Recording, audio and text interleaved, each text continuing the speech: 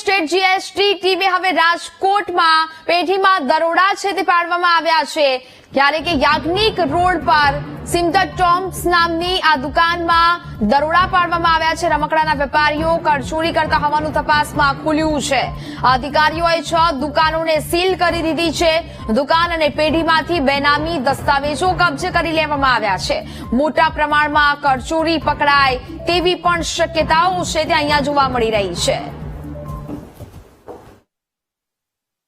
રાજકોટમાં રમકડાની પેઢી ઉપર સ્ટેટ જીએસટી દ્વારા દરોડા પાડવામાં આવ્યા છે। આપ સીધા દ્રશ્યો જોઈ શકો છો।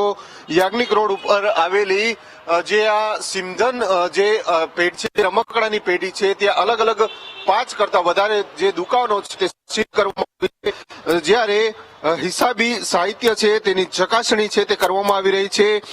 અહીંયા અડધો ડઝન જે સ્થળો છે તે તપાસ છે તે હાથ ધરવામાં આવી હતી।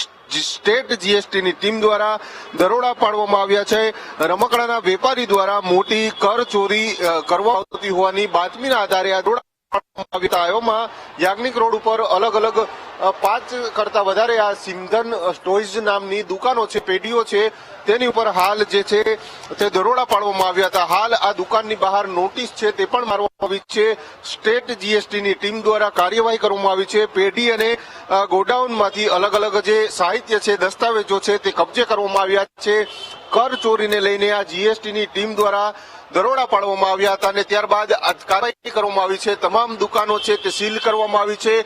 આ કોમ્પ્લેક્સમાં નીચેના 3 દુકાનો છે, જ્યારે ઉપરના ભાગે 3 દુકાનો છે, કુલ 6 જેટલી દુકાનો છે તે સીલ કરવામાં આવી છે। પેઢીમાં પણ તપાસ છે તે કરવામાં આવી રહી છે। સ્ટેટ જીએસટીની ટીમ દ્વારા રમકડાના વેપારીને ત્યાં દરોડા પાડવામાં આવ્યા હતા। મોટા પ્રમાણમાં કર ચોરી થતી હતી, તેને પગલે આ દરોડા પાડવામાં આવ્યા હતા અને ત્યારબાદ આ કાર્યવાહી કરવામાં આવી છે। યાજ્ઞિક રોડ ઉપર 6 જેટલી દુકાનો છે તે હાલ સીલ કરવામાં આવી છે।